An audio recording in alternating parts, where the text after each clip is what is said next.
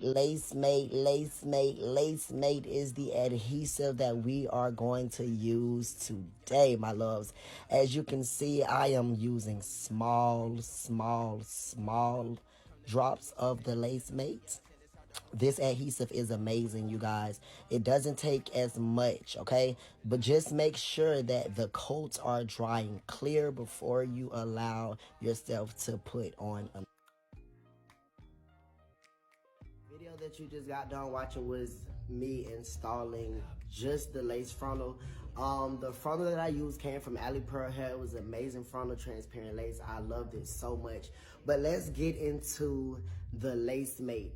If you would have seen in the video, I used the LaceMate grip adhesive.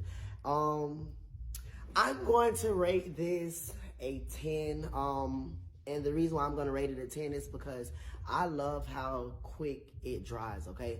Make sure that you put on 3 to 4 coats though, and make sure that you allow it to dry clear. I really like it. I would recommend Stylist to definitely use it. So make sure that you pay attention to the information.